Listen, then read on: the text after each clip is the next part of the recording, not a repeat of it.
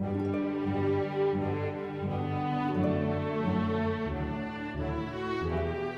Students, आप सभी का हमारे यूट्यूब चैनल यूनिक इंस्टीट्यूट पर हार्दिक स्वागत है। और आज से अपने इस यूट्यूब चैनल पर आप लोगों के लिए क्लास 12 की फिजिक्स केमिस्ट्री की कुछ वीडियोस जो कि आपको रेगुलर वे में मिलेगी, उन्हें स्टार्ट करते हैं। इस क्रम में अगर हम देखें तो सबसे पहले साइंस की बात करेंगे, वो चाहे फिजिक्स हो या केमिस्ट्री हो। आप सभी लोग को मालूम है कि फिजिक्स या केमिस्ट्री पढ़ने से पहले हमें कुछ बेसिक कॉन्सेप्ट क्लियर होना चाहिए। जैसा कि आप सभी जानते हैं कि हमारा सबसे पहला जो टॉपिक है उसका नाम है पदार्थ। बिल्कुल बिगिनिंग से स्टार्ट करेंगे, शुरुआत से स्टार्ट करेंगे ताकि किसी कोई प्रॉब्लम ना हो और बेस क्लियर रहेगा तो आगे समझने में बहुत ज़्यादा हेल्प मिलेगी। देखिए, पदार्थ को थोड़ा बहुत ठीक इंग्लिश वर्ड भी जानते रहेंगे तो ज़्यादा बेहतर रहेगा। पदार्थ को इंग्लिश में मैटर या सब्सटेंस भी कहते हैं। क्लियर? देखिए, थोड़ा सा इसके बारे में जान लेते हैं कि पदार्थ होता क्या है। तो पदार्थ उसे बोलते हैं इस ब्रह्मांड के अंदर दुनिया में जितनी सारी चीजें हैं, थोड़ा सा हल्का सा और भी देख लेते हैं। इस यूनिवर्स में, इस ब्रह्मांड में, हिंदी भी लिख देंगे ताकि आप लोग प्रॉब्लम ना हो। इस ब्रह्मांड या संसार में जितनी भी चीजें हैं उनको हम दो पार्ट में डिवाइड कर सकते हैं। समझिएगा, एक है पदार्थ, ठीक है। पदार्थ को हिंदी में द्रव्य भी कहते हैं। द्रव नहीं, द्रव क्या होता है? पदार्थ की अवस्था। पढ़ा होगा आप लोगों ने कि पदार्थ की जैसे 3 अवस्थाएं मेन होती हैं, बाकी तो और भी अवस्थाएं होती हैं। 3 अवस्थाओं में थोड़ा सा बता दें आप लोगों को। पहला ठोस होता है, दूसरा द्रव होता है, तीसरा गैस होता है। दो अगर थोड़ा सिस्टम भी जान लो तो ज्यादा बेहतर रहेगा। जैसे होता है प्लाज्मा, पदार्थ की चौथी अवस्था मानी जाती है, जो कि गैस को थोड़ा सा ओवरहीट करने पर आता है। और एक होता है बीसी, जो कि दो साइंटिस्टों के नाम पे रखा है, इसका नाम है बोस आइंस्टीन कंडेंसेट। तो एक हमारा जो ब्रह्मांड का जो सारी चीजें हमें दिखती हैं वो पदार्थ के रूप में दिखती हैं, और दूसरा क्या होता है? ऊर्जा होती है। ऊर्जा को इंग्लिश में एनर्जी बोलते हैं, आप लोग को मालूम ही होगा। लेकिन जो पदार्थ होता है, थोड़ा सा इसके बारे में आज स्टडी करते हैं। इस हम लोगों ने अक्सर पढ़ा होगा, क्लास 10 से पढ़ा होगा। ब्रह्मांड के बारे में पहले से पढ़ते आ रहे हैं, ठीक है ना, 9 से पढ़ते आ रहे हैं। लेकिन 12th में तुम्हारा चैप्टर नंबर 1 है जिसका नाम है वैद्युत क्षेत्र और कूलाम का नियम। उसमें एक टॉपिक आता है वैद्युत आवेश का, ठीक है। तो उसका भी संबंध होता है वो पदार्थ से होता है। जो पदार्थ होता है उसी के एक आंतरिक गुण होता है आवेश। जैसे पदार्थ का आंतरिक गुण द्रव्यमान होता है, वैसे ही पदार्थ का ही आंतरिक गुण क्या होता है? आवेश होता है। तो थोड़ा इसको जानने की कोशिश करते हैं कि कैसे हम समझेंगे कि पदार्थ के अंदर दोनों गुण है। जैसे सपोज कर लीजिए मार्कर है, तो मार्कर के अंदर क्या है कि द्रव्यमान है, ठीक है। अभी थोड़ा पदार्थ की मतलब डेफिनेशन बता रहे हैं हम लोगों को, लेकिन थोड़ा सा समझा देते हैं। जैसे पदार्थ के है, मार्कर है, डस्टर है, ठीक है, जो मतलब जो जितना दिख रहा है, दीवार है जो भी, ठीक है, वॉल है, मिट्टी की कण है, या हवा वगैरह है, ठीक है ना, जल है, कुछ भी ले सकते हैं। तो जितनी हमको चीजें दिखती हैं उनके अंदर क्या होता है? द्रव्यमान होता है। तो पदार्थ की परिभाषा पढ़ा होगा आप लोगों ने पहले से भी कि पदार्थ क्या होता है कि वे सभी वस्तुएं जिसमें क्या होता है? द्रव्यमान होता है, और जो स्थान घेरती हैं उन्हें क्या कहते हैं? पदार्थ कहते हैं, ठीक है ना। तो सुनिएगा, थोड़ा सा ऊर्जा भी जान लेते हैं। ऊर्जा क्या होता है? डेफिनेशन तो आप लोगों ने पढ़ी होगी कि कार्य करने की क्षमता को ऊर्जा कहते हैं, ठीक है ना। The capacity of doing work is called energy. लेकिन यहाँ थोड़ा हमको पहचानना है, थोड़ा इसको जज करना है कि हम कैसे समझें कि पदार्थ क्या है, ऊर्जा क्या है। तो पदार्थ अगर होगा, सुनिएगा ध्यान से, जो पदार्थ होगा उसके अंदर द्रव्यमान का होना निश्चित है। अगर कोई चीज है जिसके अंदर द्रव्यमान है तो निश्चित रूप से पदार्थ ही माना जाएगा। लेकिन ऊर्जा में द्रव्यमान नहीं होता है। ऊर्जा के केस में द्रव्यमान की वैल्यू क्या होती है? शून्य होती है। तो प्रकाश जैसे एक प्रकार की ऊर्जा होती है, तो प्रकाश को हम लोग फील तो कर सकते हैं, मतलब उसको, जैसे प्रकाश कमरे में लाइट को हम ऑन करेंगे तो हमें हर चीज दिखने लगेगा, लेकिन प्रकाश दिखाई नहीं पड़ता है। प्रकाश क्या करता है? दिखाने का काम करता है। जैसे आवाज है, सपोज कर लीजिए साउंड, हमारे मुंह से आवाज निकल रही है, ये जैसे ही किसी माध्यम से होते हुए जाएगा। पढ़ा होगा कि तरंग भी 2 तरह के होते हैं, सब डिस्कस किया जाएगा। तो जैसे ध्वनि होता है, ठीक है ना, उसको माध्यम की आवश्यकता होती है। जब एक मुंह से, मतलब जैसे ध्वनि किसी के मुंह से निकलती है तो दूसरे कान तक पहुंच जाती है, क्योंकि वहां पे बीच में जैसे कोई माध्यम होगा तो उसके कण आपस में कंपन करेंगे और उसके माध्यम से जो है ध्वनि आपस में संचरित हो जाती है। तो ध्वनि वगैरह को हम लोग देख नहीं सकते हैं ना, इसके अंदर द्रव्यमान, तो इसको हम अनुभव कर सकते हैं। तो ऊर्जा जैसे प्रकाश हो गया, द्रव्यमान हो गया, ठीक है ना, उष्मा हो गया। ऐसे जब हवा चलती है उसके अंदर एक एनर्जी होती है, ठीक है ना, उसको बोलते हैं वायु ऊर्जा बोलते हैं। जो हमें सन से लाइट मिलती है, सन की जो लाइट मिलती है वहां पे जो विकिरण होती है उसके अंदर भी प्रकाश होता है, उष्मा होती है, जिसको सम्मिलित रूप में आगे डिस्कस किया जाएगा, उसको बोलते हैं सौर ऊर्जा बोलते हैं। तो ऊर्जा के कई सारे रूप होते हैं, ठीक। तो इनको के प्रकार नहीं कह सकते, लेकिन ऊर्जा के जो रूप होते हैं वो प्रकाश हो गया, उष्मा हो गया, ठीक है, वायु ऊर्जा हो गई, सौर ऊर्जा हो गई, आगे सब डिस्कस होगा, नाभिकीय ऊर्जा हो गई, ये सब ऊर्जा के रूप होते हैं। वैसे जो पदार्थ होता है, तो थोड़ा सा पदार्थ के बारे में डिस्कस करते हैं कि पदार्थ आखिर इसके अंदर हम लोग कैसे समझेंगे कि द्रव्यमान और आवेश। तो आज का हमारा टॉपिक ये रहेगा कि थोड़ा समझने की कोशिश करते हैं कि द्रव्यमान और आवेश में क्या डिफरेंस है, क्या अंतर है, और इनका संबंध पदार्थ से कैसे है, कैसे इनको जो हम क्लास 12 की जो फिजिक्स है, जो आपका चैप्टर नंबर 1 है, उससे कैसे रिलेट करते हैं कि आवेश पदार्थ के आंतरिक गुण है। समझिएगा, देखिए सपोज कर लेते हैं पदार्थ थोड़ा सा पढ़ने की कोशिश करते हैं, तो पदार्थ को बोलते हैं मैटर, ठीक है। तो देखिए सबसे पहले इसके परिभाषा जान लेते हैं, थोड़ा सुनिएगा, बहुत ही सिंपल है, पहले से पढ़ा होगा आप लोगों ने कि पदार्थ क्या होता है कि वे सभी वस्तुएं जिसके अंदर द्रव्यमान होता है और जो स्थान घेरती है। तो आपको मैं पहले बताया कि पदार्थ के अंदर एक चीज फिक्स है कि इसके अंदर मास होगा, मतलब द्रव्यमान होगा, ठीक है ना। पदार्थ के अंदर द्रव्यमान जीरो नहीं हो सकता है, मतलब द्रव्यमान does not equal to zero है, mass does not equal to zero है, ठीक है। तो पदार्थ और डेफिनेशन क्लियर होगी सभी को कि वे सभी वस्तुएं इस संसार में जितनी हमको दिख रही हैं, जैसे हमारे हाथ में मार्कर है, ठीक है, एक डस्टर है, ये बोर्ड दिख रहा है आप लोगों को, ठीक है ना। जैसे ये वायु है, कमरे के अंदर हवा है, ये भी क्या पदार्थ ही है। जब इस हवा को हम किसी बालून में भर करके उस बालून का वेट करेंगे, तो हमको जब बिना वायु भरे बालून को वेट करेंगे उससे हमको ज्यादा वेट मिलेगा। इसका मतलब ये हुआ जो वायु उसके अंदर भी क्या है, भार है, ठीक है ना। तो पदार्थ क्या होता है, तो परिभाषा इसकी होती है कि वे सभी वस्तुएं जिसके अंदर द्रव्यमान हो और जो स्थान गिरती हैं उन्हें क्या कहते हैं, पदार्थ कहते हैं। क्लियर है, इस एग्जाम्पल तो क्लियर है, जैसे मार्कर हो गया, प्लास्टिक हो गया, चेयर हो गया, ठीक है ना, लकड़ी वगैरह हो गई, कोई भी धातु हो गया। अगर थोड़ा हम द्रव अवस्था की बात की, पदार्थ की कई अवस्थाएं होती हैं, द्रव की बात कर ले जैसे जल हो गया, अल्कोहल हो गया, ठीक है ना, गैस की बात कर ले, हाइड्रोजन गैस हो गई, ऑक्सीजन गैस हो गई, नाइट्रोजन गैस हो गई, वायु हो गई, सब क्या है, पदार्थ होते हैं, ठीक है ना। अब सुनिएगा, पदार्थ के अंदर क्या होता है कि आंतरिक गुण, ठीक है। देखो हर चीज के अंदर दो गुण होता है, जैसे सपोज कर लो ये मार्कर है, इसको हमने पदार्थ कंसीडर किया, पदार्थ माना है, तो इसके अंदर हमको बाहर से क्या दिख सकता है, इसका साइज क्या है, ठीक है ना, और इसका शेप क्या है, इसकी मतलब बनावट क्या है, इसकी आकृति क्या है, कि सिलेंडर मतलब बेलनाकार है ये, ठीक है, कि ये मतलब स्फीयर टाइप में, मतलब गोलाकार है, मतलब किस शेप का ये सब चीजें हमको पदार्थ के अंदर बाहर से दिख सकती हैं कि इसके अंदर साइज क्या है, शेप क्या है, इसका कलर क्या है, ठीक है ना। तो वो सब मतलब बाह्य गुण में आ जाएगा। लेकिन पदार्थ के अंदर जो आंतरिक गुण है उसकी हम लोग मेन बात करेंगे। तो सुनिएगा, देखो आंतरिक गुण को हम लोग इसको जो है बाहर से देख नहीं सकते हैं, बाहर से इसको जज नहीं कर सकते हैं। तो पदार्थ का जो आंतरिक गुण होता है, इसी के अंदर दो चीजें आती हैं, ठीक है, जो एक पहले से पढ़ा होगा, जानते भी होंगे आप लोग। एक होता है द्रव्यमान और दूसरा होता है आवेश, ठीक है।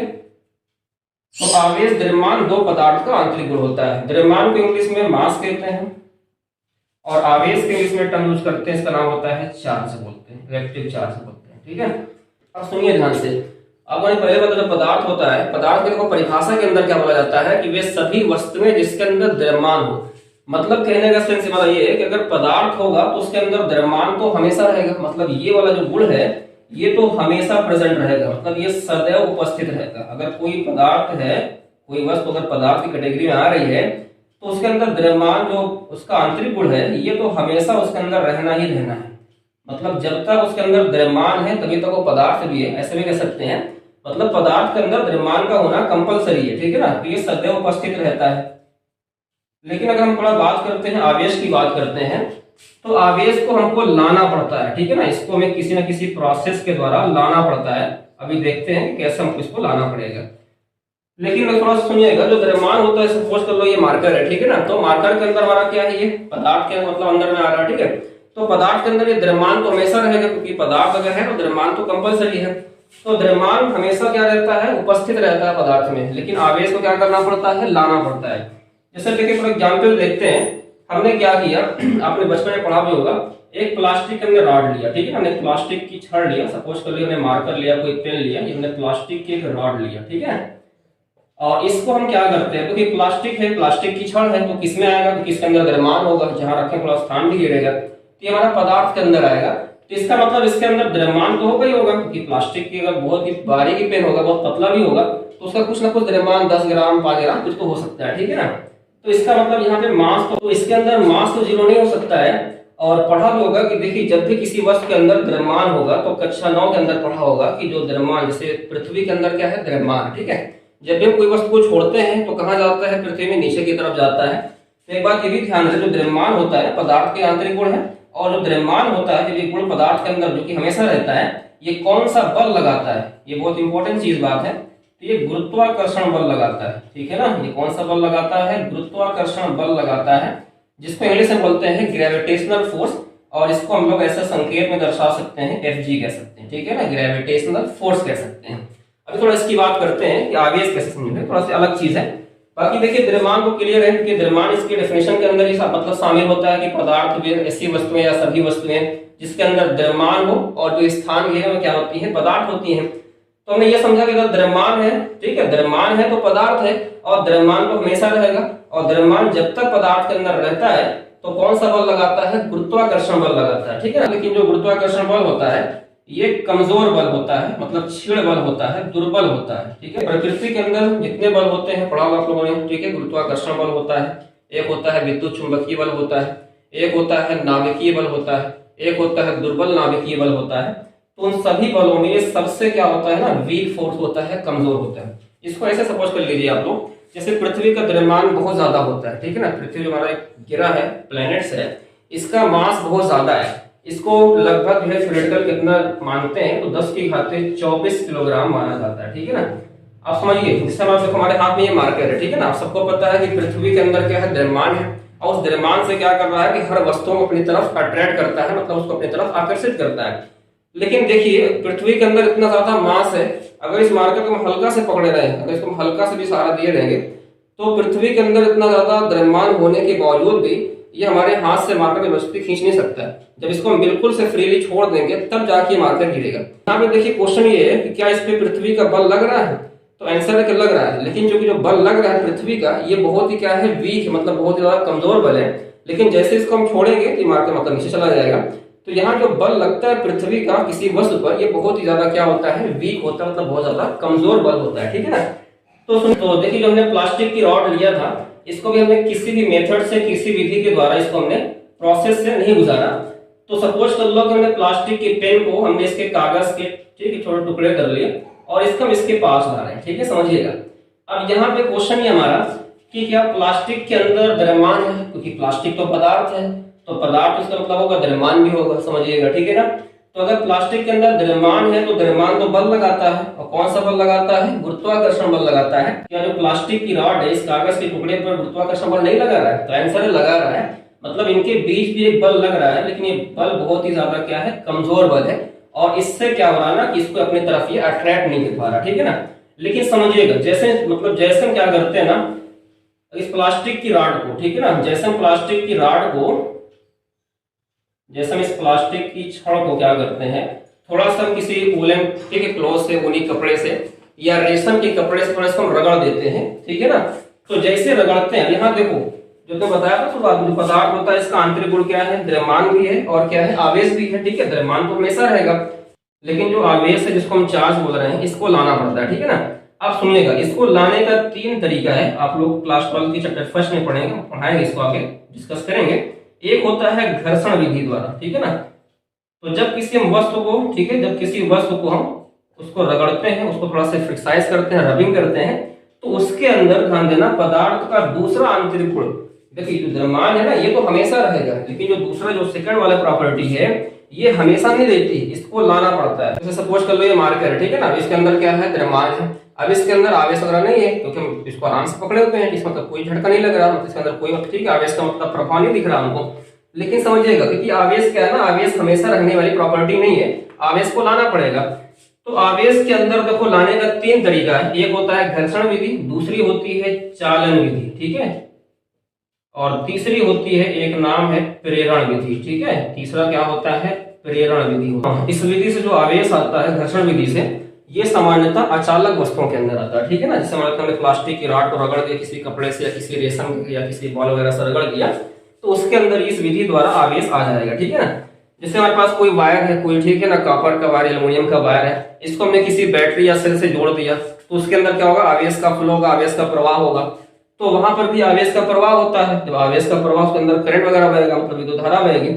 तो चालन विधि द्वारा इसको बोलते हैं कंडक्शन मेथड से आवेश आता है, कि जब भी हम किसी वायर को, किसी तार को क्या करते हैं, किसी चालक तार को किसी बैटरी या सेल के दो टर्मिनल के बीच में जोड़ देते हैं, दो प्लेटों के बीच में जोड़ देते हैं, तो वहां पर आवेश बनाता है। ठीक है, सुनिएगा। तीसरा क्या होता है, प्रेरण विधि है। इसके अंदर एक अनावेशित चालक के पास, ठीक है, जिसके ऊपर मतलब पहले से आवेश नहीं होता है, उसके सामने लाते हैं कोई आवेशित वस्तु लाते हैं, और उसके प्रभाव के कारण उस दूसरे वस्तु पर क्या होता है कि जितना इसके पर आवेश रहता है पहले वाले पर, इसका जस्ट अपोजिट आवेश, इसका जस्ट अपोजिट चार्ज क्या होता है दूसरे वाले वस्तु पर आता है, और इस प्रोसेस को बोलते हैं प्रेरण विधि। ठीक है ना।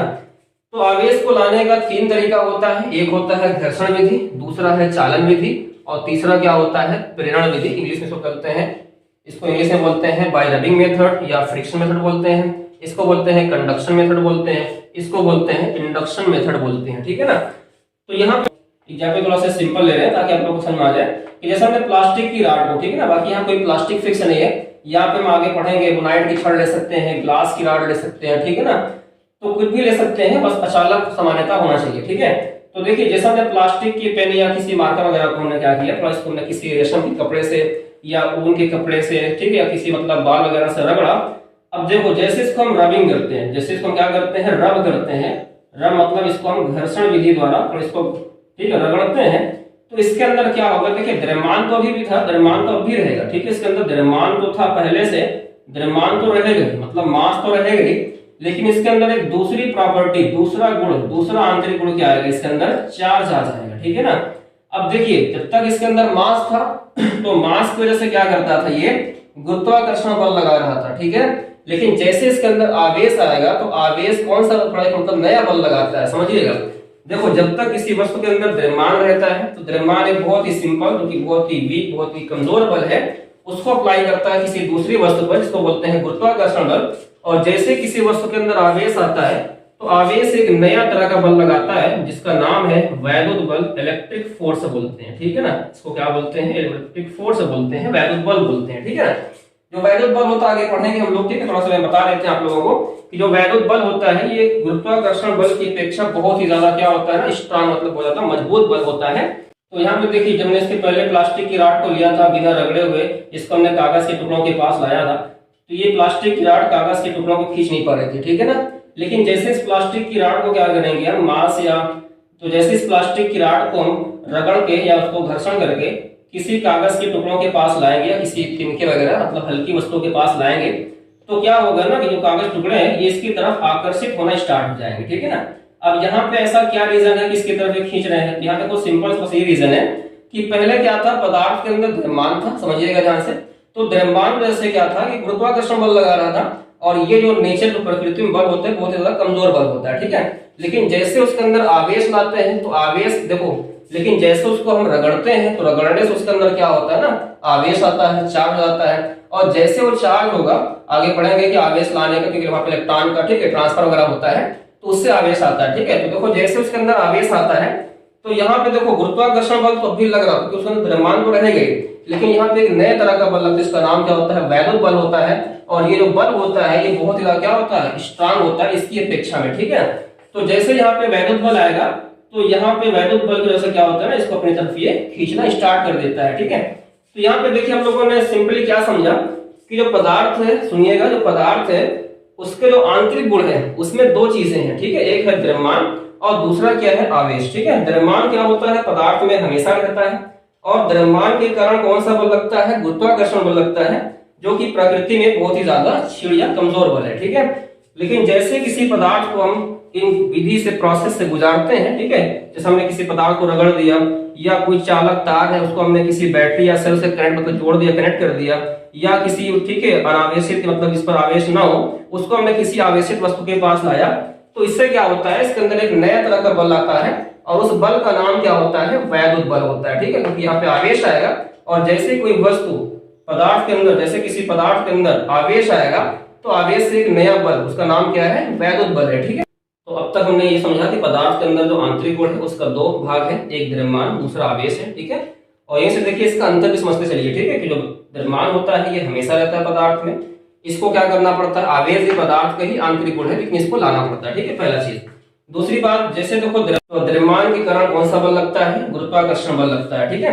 लेकिन सिंपली समझ लीजिए जैसे यहाँ पे पदार्थ है उसको हमने किसी विधि द्वारा इसको, ठीक है, पास किया, किसी विधि द्वारा इसको हमने पास किया, इसको गुजारा, तो इसके अंदर द्रव्यमान के साथ साथ, द्रव्यमान ठीक है, अंदर द्रव्यमान हटेगा नहीं, द्रव्यमान रहेगा, तो द्रव्यमान के साथ इसके अंदर क्या आ गया, आवेश आ गया, और आवेश के आने से एक नया बल लगा, इसका नाम क्या है, वैद्युत बल। और ये बल जो होता है, इस बल की अपेक्षा बहुत ज्यादा क्या होता है, मजबूत होता है, स्ट्रांग होता है, ठीक है। तो यहाँ से हम लोगों को दो बातें समझ में आई कि जो पदार्थ है, पदार्थ के अंदर द्रव्यमान का होना निश्चित है, द्रव्यमान नहीं रहेगा तो पदार्थ नहीं माना जाएगा। दूसरी बात ये, जो पदार्थ है उसी के अंदर दूसरा आंतरिक गुण क्या होता है, आवेश होता है, और आवेश को लाने के लिए हमें तीन विधि अपनानी पड़ती है। एक है घर्षण विधि, जैसे हमने मार्कर को सिंपलिटी रगड़ दिया तो उसके अंदर आवेश आ गया। हमारे पास कोई वायर है, चालक तार है, उसको हमने किसी बैटरी या सेल से जोड़ दिया तो उसके अंदर ठीक आवेश का प्रवाह होगा, पढ़ोगे हम, ठीक है। आगे हम लोग जब वैद्युत का दो पार्ट होता है, एक होता है स्थिर वैद्युत की, ठीक है, इलेक्ट्रोस्टैटिक्स इसको बोलते हैं, स्टैटिक इलेक्ट्रिसिटी बोलते हैं। दूसरा होता है वैद्युत गतिकी, मतलब इसके अंदर धारा वगैरह का अध्ययन करेंगे, ठीक है ना। तो यहाँ से हम लोगों ने समझ लिया कि पदार्थ के अंदर दो चीजें हैं, द्रव्यमान और आवेश, ठीक है। अब थोड़ा सा इसका अंतर भी कर लेते हैं कि आखिर द्रव्यमान और आवेश में क्या क्या डिफरेंस है, ठीक है। द्रव्यमान और आवेश में क्या क्या अंतर है, इसको भी थोड़ा से समझ लेते हैं। तो देखिए, जो पहला पॉइंट है, द्रव्यमान क्या होता है, ये किसी पदार्थ के अंदर हमेशा रहता है, ठीक है ना। तो इसको हम ऐसे लिख सकते हैं, हम यहाँ नोट कर देते हैं, बाकी आप लोग चाहे तो नोट भी कर सकते हैं।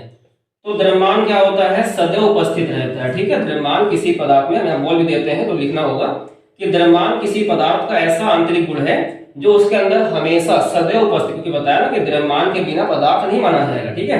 तो द्रव्यमान तो हमेशा प्रेजेंट रहेगा। यहाँ पे हम क्या नोट कर सकते हैं कि आवेश को लाना पड़ता है, ठीक है ना।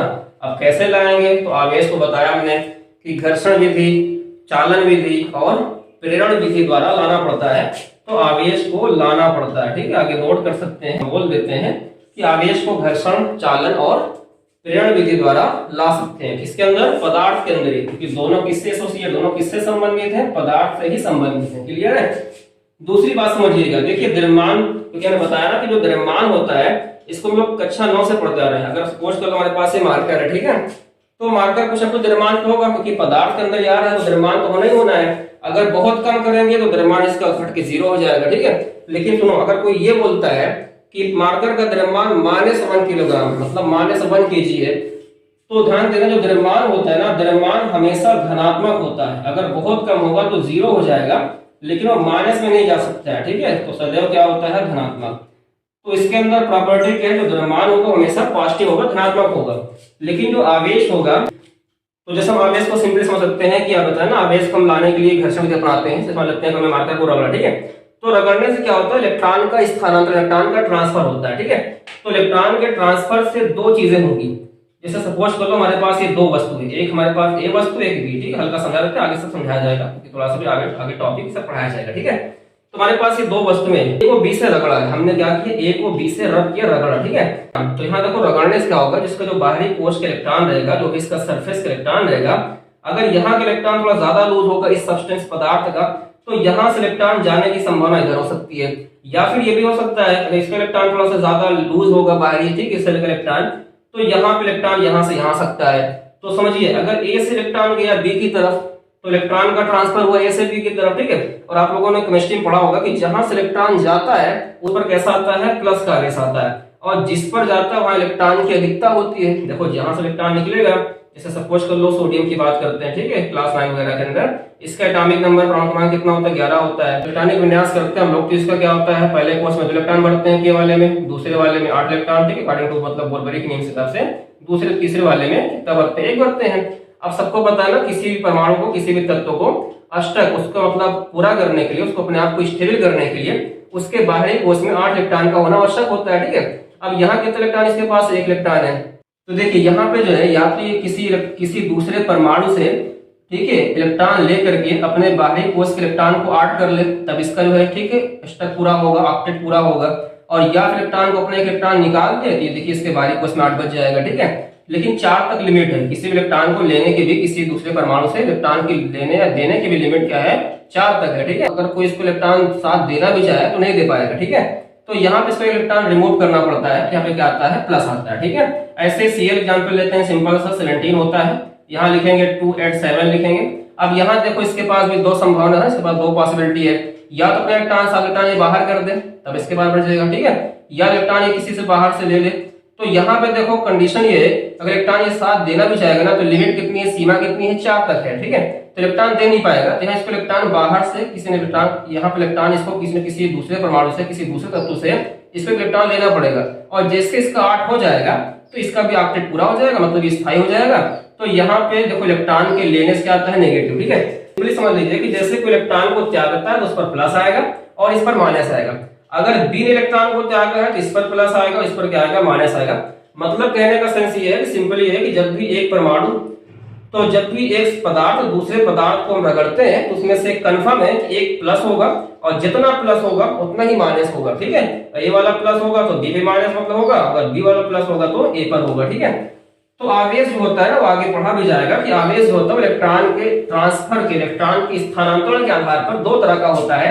एक होता है धनात्मक धनावेश, मतलब इलेक्ट्रॉन को जो त्यागते हैं उनके अंदर कैसा गुण आता है, धनावेश का गुण आता है, इसको ऐसा समझ लीजिए आप लोग, ठीक है। और जो पदार्थ घर्षण के दौरान इलेक्ट्रॉन को किसी दूसरे पदार्थ से ग्रहण करते हैं तो उस गुण को क्या बोलते हैं, ऋणावेश बोलते हैं, ठीक है। तो ये भी अंतर है कि द्रव्यमान क्या होता है, सदैव धनात्मक होता है, और आवेश क्या होता है, इलेक्ट्रॉन के ट्रांसफर के, इलेक्ट्रॉन के स्थानांतरण के आधार पर दो तरह का होता है, धनावेश और ऋणावेश, ठीक है। तीसरी बात देखिए, समझते द्रव्यमान होता है, द्रव्यमान के अंदर कौन सा बल लगता है, गुरुत्वाकर्षण बल, मतलब पदार्थ के अंदर द्रव्यमान रहेगा तो द्रव्यमान कौन सा बल लगाता है, गुरुत्वाकर्षण, मतलब ग्रेविटेशनल फोर्स लगाता है। और यहाँ पे बताया ना, आवेश तो हमेशा होता नहीं, आवेश को लाना पड़ता है। बताया कि आवेश को लाने के 3 तरीका है, या तो घर्षण से ला सकते हैं, या तो उसको हम चालन विधि से ला सकते हैं, या तो उसको हम प्रेरण विधि से ला सकते हैं, ठीक है। तो आवेश को लाने का 3 तरीका है। तो जैसे उस पदार्थ के अंदर आवेश आएगा तो ये बल तो लगे, क्योंकि द्रव्यमान तो गायब नहीं हो, द्रव्यमान तो रहेगा ना। तो आवेश जैसे ही आएगा तो यहाँ पे एक नया बल लगेगा, और आवेश के कारण कौन सा बल लगता है, वैद्युत बल, इलेक्ट्रिक फोर्स लगता है, ठीक है। बस ये याद रखिए, जो गुरुत्वाकर्षण बल होता है ये बहुत ही वीक होता है वैद्युत बल की तुलना, मतलब ये बहुत ज्यादा स्ट्रांग होता है, ठीक है। अब देखिए बात करते हैं 4th नंबर की। तो देखो द्रव्यमान होता है ना, ये बिना आवेश के रह सकता है, क्योंकि द्रव्यमान तो पदार्थ का नेसेसरी प्रॉपर्टी है, आवश्यक गुण है द्रव्यमान, ये भी आंतरिक गुण जरूर है, लेकिन नेसेसरी मतलब ये आवश्यक गुण नहीं है, मतलब ये आंतरिक दोनों जरूर है, लेकिन ये ज्यादा इंपॉर्टेंट है, क्योंकि द्रव्यमान तो हमेशा रहेगा, क्योंकि द्रव्यमान से इसकी क्या परिभाषा है, द्रव्यमान से इसकी ज्यादा मतलब पहचान है, ठीक है। तो द्रव्यमान जो होता है ना, वो बिना आवेश के भी रह सकता है, मतलब ऐसे समझ सकते हैं कि द्रव्यमान का अस्तित्व बिना आवेश के भी हो सकता है, ठीक है। तो यहाँ पे लिख सकते हैं जो द्रव्यमान होता है वो क्या होता है, द्रव्यमान, क्योंकि द्रव्यमान तो हमेशा रहेगा, तो द्रव्यमान का अस्तित्व होता है वो बिना आवेश के भी हो सकता है, ठीक है ना, बिना आवेश के भी संभव है, ठीक है, बिना आवेश के भी संभव है, ठीक है। बट जो हमारा यहाँ पे अगर फोर्स लिखा जाएगा तो यहाँ जो आवेश है, ठीक है, आवेश याद रखिएगा, ये बिना द्रव्यमान के संभव नहीं है। आवेश का जो अस्तित्व है, आवेश का जो अस्तित्व है वो बिना द्रव्यमान के संभव नहीं है। अब इसको देखो कैसे समझेंगे, ठीक है ना, बिना द्रव्यमान के संभव नहीं है। इसको देखिए ऐसे समझ लीजिए आप लोग, ठीक है, बिना द्रव्यमान के संभव नहीं है। जैसे हम ये कह सकते हैं हमारे पास, ठीक है, ऐसे समझ लीजिए, इसको देखो ऐसे समझ लेते हैं, हमारे पास कोई पदार्थ है, ठीक है। तो यहाँ पे क्या कह रहे हैं, ठीक है, कि पदार्थ आवेश जो है अस्तित्व बिना द्रव्यमान के। अब यहाँ बात क्या की जा रही है, बिना द्रव्यमान। तो अगर कोई पदार्थ है और उसका हम द्रव्यमान ही हटा दें, ये सिंपल का कि हमारे पास ये मार्कर, ठीक है ना, हमने मार्कर में से सोचा कि मतलब मार्कर का द्रव्यमान ही रहे, तो अगर ये द्रव्यमान ही रहेगा तो इसके अंदर आवेश कैसे आएगा। इसको देखो ऐसे समझते हैं कि अगर द्रव्यमान नहीं रहेगा तो पदार्थ ही नहीं रहेगा, ठीक है। अगर हम मार्कर का जो है द्रव्यमान को 0 शून्य कर देंगे तो इस मार्कर का अस्तित्व ही खत्म हो जाएगा, तो आवेश किस पे आएगा, ठीक है। यहाँ देखिए हमने सिंपल क्या बोला कि द्रव्यमान का अस्तित्व बिना आवेश के भी संभव है, ठीक है ना। लेकिन यहाँ पे क्या बोला कि जो आवेश है उसका जो अस्तित्व है वो बिना द्रव्यमान के संभव नहीं है। तो यहाँ पे देखो बात से, क्योंकि यहाँ पे देखो क्या है ना कि पदार्थ तो है ही, द्रव्यमान तो रहेगा। अब उसको हम रगड़ेंगे या उसको हम किसी चालन विधि से उसको किसी बैटरी वगैरह से जोड़ेंगे, या उसके पास हम कोई दूसरी जो है आवेशित वस्तु लाएंगे, ठीक है, तब उसके अंदर आवेश है, क्योंकि बताया ना आवेश को लाना पड़ता है। तो द्रव्यमान तो हमेशा रहेगा, लेकिन ये सोचे कि द्रव्यमान न रहे और आवेश आ जाए तो ये पॉसिबल नहीं, क्योंकि द्रव्यमान जो है ना ये इसका क्या है, नेसेसरी प्रॉपर्टी, मतलब ये इसका आवश्यक गुण है, ठीक है। तो आवेश का जो अस्तित्व है वो बिना द्रव्यमान के, क्योंकि बिना द्रव्यमान के पदार्थ ही नहीं रह पाएगा तो उसके अंदर आवेश नहीं आ सकता है, ठीक है। तो ये बहुत इंपॉर्टेंट चीज है। इसके बाद देखिए एक पॉइंट और है, इसको हम यहाँ से रेस कर देते हैं, ठीक है, इसको आप लोग नोट भी कर सकते हैं। अब इसके बाद थोड़ा बात कर लेते हैं, 5th नंबर की बात कर लेते हैं। जो द्रव्यमान, जो पदार्थ का मास द्रव्यमान होता है ना, ये क्या होता है कि वस्तु की चाल पे, स्पीड पे निर्भर करता है, समझना, ठीक। तो यहाँ पे देखिए इसको हम समझ सकते हैं आइंस्टीन के एक समीकरण से। फॉर्मूला ये है कि m बराबर m नॉट, ये m0 बोल सकते हो, 1 minus v square upon c square, ठीक है ना। तो ये आइंस्टीन का एक क्या है, रिलेटिविस्टिक इक्वेशन है, आगे सब लोग पढ़ोगे। m बराबर m0 रूट के अंदर है, वर्गमूल के अंदर है 1 minus v square upon c square, ठीक है। तो यहाँ पर इसमें ठीक है, इसके अंदर थोड़ा जो टर्म्स है मतलब पद है उसको समझ लेते हैं। जैसे यहाँ पे m होता है, ये गतिज द्रव्यमान होता है, ठीक है। जब कोई वस्तु गति अवस्था में होती है तो उस टाइम का द्रव्यमान है ये। और m0 क्या होता है, ये विराम द्रव्यमान, जिस टाइम कोई वस्तु रुकी रहेगी, ठीक है, मतलब रेस्ट मास है, ये विराम द्रव्यमान है। और ये v क्या है, उस वस्तु की चाल है। v क्या होता है, प्रकाश की चाल है, जिसका मान निर्वात में कितना होता है, 3 × 10⁸ मीटर पर सेकंड, ठीक है। तो यहाँ से देखो एक बात थोड़ा समझिएगा, यहाँ से बहुत इंपॉर्टेंट बात है कि अगर जो कोई वस्तु है, ठीक है ना, इसका जो द्रव्यमान है ये इस बात पे भी निर्भर करता है उस वस्तु की चाल क्या है, ठीक है। अगर देखिए चाल की वैल्यू ज्यादा नहीं है, मतलब कोई वस्तु स्पीड से जा रही है लेकिन वो प्रकाश की चाल की तुलना में उसका मान बहुत कम है, जैसे सपोज कर लेते हैं 100 मीटर पर सेकंड, ठीक है, 200 मीटर पर सेकंड, या कुछ भी कह सकते हैं इसके अलावा जो है 100 किलोमीटर पर आवर, ठीक है। मतलब इसकी तुलना में अगर ये जो है चाल अगर ये कम है, मतलब लगभग जो है नेग्लिजिबल है, तब तो जो विराम द्रव्यमान होगा वही उसका गतिज द्रव्यमान होगा, क्लियर है। लेकिन याद रखिए अगर v की जो वैल्यू है, अगर इसको हम बढ़ाते जाएंगे, ठीक है ना, अगर v की मतलब बहुत ज्यादा वैल्यू हो जाएगी तो उस टाइम जो m होगा ना ये भी बढ़ जाएगा, ठीक है ना, ये भी क्या हो जाएगा, बढ़ जाएगा। इसको देखो ऐसे समझ लो सिंपल एग्जांपल से, अगर हम मान लेते हैं कि हमारे पास जो है जो वस्तु ठीक गति कर रही है उसकी चाल क्या है, प्रकाश की चाल की आधी है, समझिएगा, ठीक है। हमने मान लिया, सपोज कर लिया कि कोई वस्तु जो है प्रकाश की चाल के आधे स्पीड से, जितना स्पीड लिखा है ना उसके आधे स्पीड से मूव कर रही, गति कर रही, ठीक है। अब फिर इसमें रख के चेक करते हैं कि क्या इसका जो विराम द्रव्यमान है इसका गतिज द्रव्यमान के साथ क्या रिलेशन आता है, क्या संबंध आता है, तो समझ आएगा। तो यहाँ देखिए तुमको बस इतना ही समझना है इसमें सिंपल शॉर्टकट में कि जो द्रव्यमान होता है ना ये वस्तु की चाल पर भी निर्भर करता है। अगर चाल थोड़ा कम ज्यादा है, मतलब थोड़ा सा लाइट की स्पीड से बहुत ही ज्यादा कम है, तब कोई खास फर्क नहीं पड़ता है, मतलब लगभग समान आएगा। लेकिन अगर चाल जो है इसके थोड़ा तुलना में जो है, ठीक है, तो उसके लगभग बराबर या उससे थोड़ा सा जो है उसके थोड़ा सा मतलब कंपेरेबल है, तो इसका द्रव्यमान जो है बढ़ जाएगा। तो सुनिएगा यहाँ पे देखो हम रख के देखते हैं, तो यहाँ पे कितना आएगा, m बराबर m0 मतलब m नॉट जो इसका रेस्ट मास है जिस टाइम रुका है उस टाइम का द्रव्यमान है, और बटे में रख के देखते हैं तो v की वैल्यू क्या बताओ, c स्क्वायर ना, यहाँ पे c/2 रखेंगे तो स्क्वायर लगा है, c स्क्वायर अपॉन 2 का स्क्वायर करेंगे, 2 का स्क्वायर क्या होगा, 4 हो जाएगा, मतलब 4 हो जाएगा, और यहाँ पे क्या हो जाएगा, c स्क्वायर। यहाँ देखिए c स्क्वायर कैंसिल हो जाएगा, तो थोड़ा इसको आगे हम सिंप्लीफाई थोड़ा इसको आगे हल करेंगे तो क्या हमको मिलेगा, m बराबर m नॉट और रूट के अंदर क्या मिल रहा है 1 माइनस 1/4 मिल रहा है, ठीक है। थोड़ा इसको आगे भी हल करके देखते हैं कि इसमें m और m0 में क्या संबंध आता है। m बराबर m0, थोड़ा इसको हम थोड़ा कर सकते हैं ना, तो बड़ा भाग आप लोग को आ रहा होगा, 4 का नाम 4 में से घटेगा तो 3, मतलब रूट के अंदर क्या हो जाएगा 3/4 हो जाएगा, ठीक है। इसको आगे तक हल करेंगे तो क्या मिलेगा हमको, m बराबर m0, तो 3 तो खैर सिंगल नंबर है तो बाहर आ नहीं सकता है, तो रूट 3 ही रहेगा, और 4 का वर्गमूल क्या होता है, 2 होता है, इसको उठा के ऊपर ट्रांसफर करेंगे तो m की वैल्यू क्या हो जाएगी 2m0 और अपान में रूट 3 आएगा। और आप लोगों ने पढ़ा ही होगा मैथ में एक फिक्स नंबर है, रूट 3 की वैल्यू क्या होती है 1.732 होती है, ठीक है।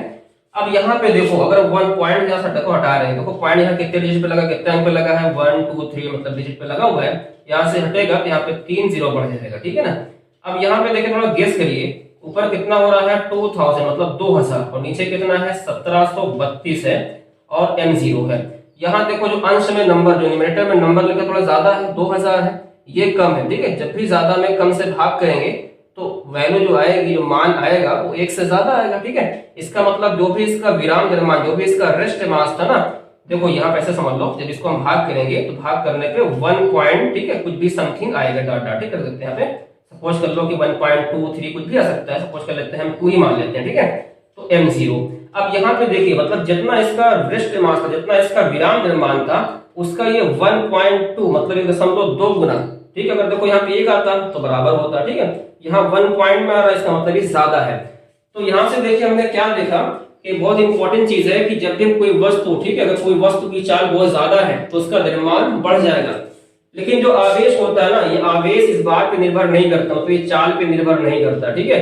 ये इनवेरिएंट ऑफ स्पीड बोलते हैं इसको इंग्लिश में, ये चाल के मतलब स्पीड पर ये वेरी नहीं करता है। अगर कोई हमारे पास, ठीक है, चालक है, उसके अंदर जो भी आवेश है उसको हम स्पीड से फेंक भी देंगे तो जितना आवेश रहेगा वही आवेश रह जाएगा। तो आवेश के अंदर क्या होता है, जो भी इसका जो मतलब पदार्थ का आंतरिक गुण है, ये चाल पे निर्भर नहीं करता है, मतलब चाल घटाने या बढ़ाने से इस पे कोई फर्क नहीं पड़ता है। तो ये हमारा हो गया पदार्थ में, ठीक है। हमने क्या पढ़ा, द्रव्यमान और आवेश पढ़ा, ठीक है। और उसके हमने कुछ अंतर को डिस्कस किया, मतलब उसके बारे में कुछ थोड़ा व्याख्या किया। और ये भी थोड़ा देख लिया कि जो एक थोड़ा इंपॉर्टेंट चीज है कि द्रव्यमान और आवेश में जो मेन डिफरेंस है ना कि चाल पे निर्भर नहीं करता, ठीक है। फिर आगे ये भी देखा कि द्रव्यमान बिना आवेश के तो रह सकता है, लेकिन जो आवेश और बिना द्रव्यमान के नहीं आ सकता, ठीक है। द्रव्यमान समझा कि हमेशा एक ही तरह का होता है, मतलब पॉजिटिव होगा, ठीक है। आवेश क्या होता है, इलेक्ट्रॉन की क्योंकि ट्रांसफर के बेस पे होता है, स्थानांतरण के बेस पे होता है, तो दो तरह का हो सकता है, ठीक है। कुछ चीजें जो आपके लिए आगे थोड़ा सा पढ़ने में हेल्पफुल होंगी। तो हमने द्रव्यमान और आवेश में डिफरेंस कर लिया और पदार्थ को ये भी जान लिया कि पदार्थ के दोनों आंतरिक गुण है, बस फर्क ये है कि द्रव्यमान हमेशा प्रेजेंट रहता है और आवेश को क्या करना पड़ता है, लाना पड़ता है, ठीक है ना। तो इसके आगे फिर डिस्कस करेंगे कि वैद्युत के अंदर, ठीक है, समझेंगे कि पदार्थ के अंदर जो आवेश होता है इसकी परिभाषा क्या है, ठीक है ना। तो आवेश की परिभाषा भी देखेंगे और उसके अलावा इसका कुछ न्यूमेरिकल वगैरह भी, ठीक है, एस्पेक्ट देखेंगे। तो आई होप आप लोग को ये क्लियर होगा कि द्रव्यमान क्या है, आवेश क्या है, पदार्थ क्या है। ये बहुत ही बेसिक सा, ठीक है, टॉपिक था जिसको हमने क्लियर किया है। और आगे इसी तरह से जो भी टॉपिक आएंगे, ठीक, उसको सीक्वेंस मतलब एक क्रम से जो है सीक्वेंस बाय सीक्वेंस उसको हम क्लियर करते जाएंगे। और उसके बाद जो है न्यूमेरिकल वगैरह भी जो भी आएगा उसके आगे उसको भी डील करेंगे, ठीक है ना। तो ओके स्टूडेंट्स, आज के लिए इतना ही, और ऐसे ही आगे एक नेक्स्ट टॉपिक के साथ, ठीक है, आगे फिर मिलेंगे। तो thank you so much for watching this video.